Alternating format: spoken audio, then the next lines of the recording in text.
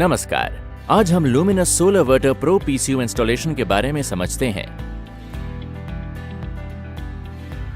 इस पूरे इंस्टॉलेशन को हम 12 स्टेप्स में कवर करेंगे।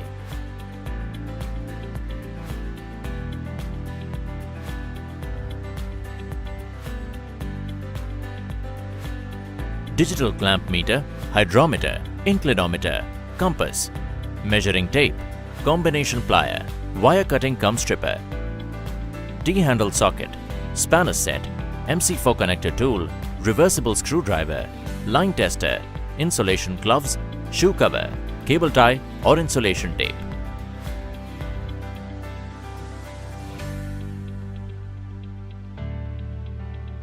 सोलर पैनल फिट करने के लिए एक निश्चित जगह की आवश्यकता होती है।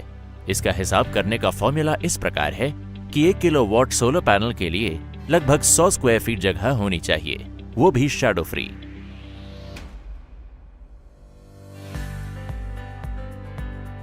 सोलर पैनल का सिलेक्शन उपलब्ध जगह और लोड के अनुसार ही तय होता है, क्योंकि सोलर पैनल कई वॉटेज में बनते हैं। लेकिन इस बात का ध्यान जरूर रखें कि सारे पैनल एक ही टाइप के होने चाहिए, चाहे वो मोनो PERC हाफ कट या पॉली हो, और सभी के लिए आउटपुट पावर सेम होनी चाहिए।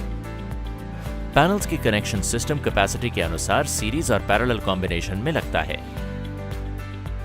पैनल हमेशा स्टैंडर्ड स्ट्रक्चर पर इंस्टॉल होना चाहिए।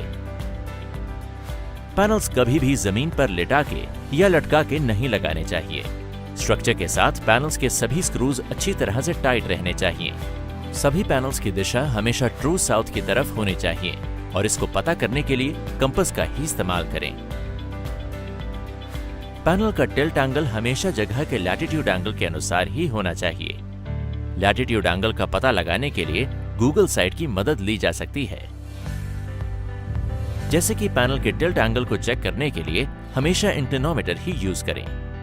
पैनल्स के ऊपर शैडो ना पड़े, इसके लिए दो स्ट्रक्चर्स के बीच में सही दूरी रखना जरूरी है, और दो पैनल के बीच में कम से कम 10 से 20 mm का गैप रखना चाहिए, ताकि हवा के प्रेशर से पैनल टूट ना जाए।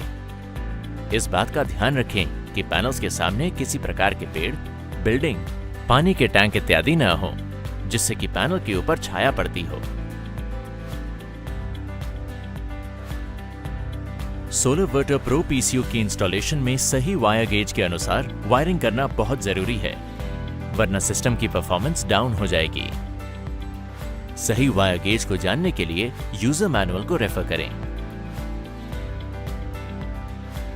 सोलर इंस्टॉलेशन में AJB और ACDB का होना बहुत जरूरी है, क्योंकि पैनल्स के सारे केबल्स आकर यहीं पर जुड़ेंगे, ताकि इससे सिस्टम को स्पाइक या लीकेज से सुरक्षा मिल सके और कोई पावर लॉस ना हो।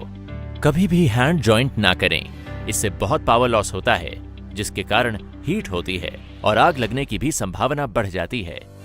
AJB और ACDB के सारे जंक्शन के स्क्रू अच्छी तरह से टाइट होने चाहिए। लूज कॉन्टैक्ट होने पर स्पार्किंग से आग लग सकती है। इंस्टॉलेशन में कम से कम 3 अलग अर्थिंग होना जरूरी है। DC अर्थिंग स्ट्रक्चर और AJB के लिए लगता है। AC अर्थिंग यूनिट के बॉडी और ACDB में लगता है। लाइटनिंग अरेस्टर अर्थिंग पैनल्स को लाइटनिंग से बचने के लिए लगाया जाता है। ये सारे अर्थिंग एक साथ कभी भी जोड़ने नहीं चाहिए, यानी कि ये सारे अर्थिंग एक दूसरे से बिल्कुल अलग रहेंगी। आपस में दूरी कम से कम 3 फीट होनी चाहिए। हर एक लाइटनिंग अरेस्टर का कवरेज एरिया चारों तरफ से 45 डिग्री एंगल पर सेट होना चाहिए, जो छतरी की तरह पैनल्स को सुरक्षा दे, ताकि आसमान से बिजली गिरने पर इसका बचाव हो सके। आइए अब हम बैटरी बैंक इंस्टॉलेशन के बारे में समझते हैं। बैटरी बैंक हमेशा यूनिट के नजदीक रहना चाहिए। बैटरी बैंक जहां पर इंस्टॉल होगा वो एरिया कूल, ड्राई और अच्छी वेंटिलेशन वाला होना चाहिए। सभी बैटरी सेम मेक, मॉडल और सेम कैपेसिटी के होने चाहिए।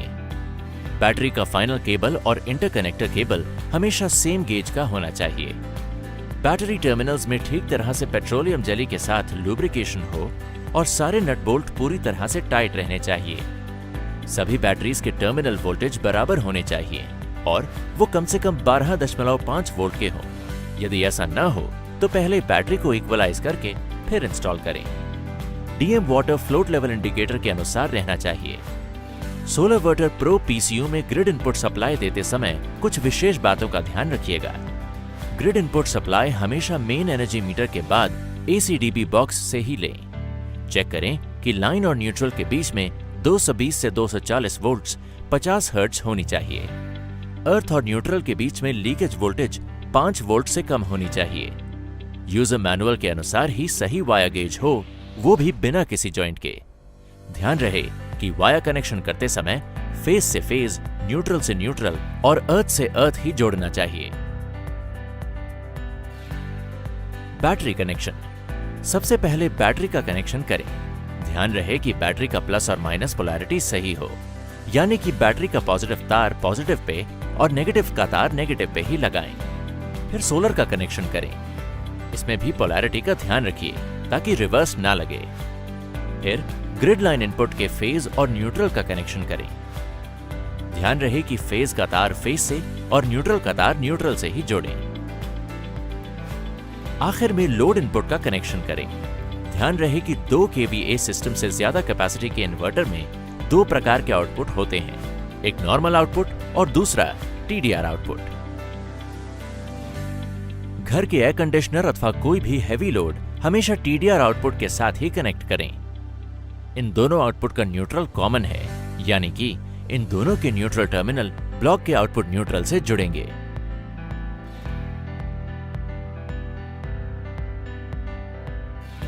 सिस्टम को स्टार्ट करने के लिए पहले बैटरी एमसीबी ऑन करके स्टार्ट करें। अब डिस्प्ले पर लिखित इंफॉर्मेशन को देखकर आवश्यक पैरामीटर्स सेट करें। सेटिंग्स के अंदर जाने के लिए अप और डाउन बटन्स को एक साथ प्रेस करें।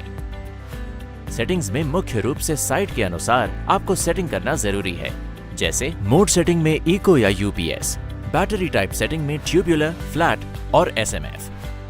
बैटरी कैपेसिटी AH के अनुसार सेटिंग करें। नो लोड शटडाउन इनेबल या डिसेबल करने का ऑप्शन। प्रायोरिटी सेटिंग में जैसे SBL यानी कि सोलर बैटरी लाइन या SLB सोलर लाइन बैटरी। फिर सोलर MCB को ऑन करें। उसके बाद लोड MCB को ऑन करके चेक करें कि सारे लोड ठीक से चल रहे हैं।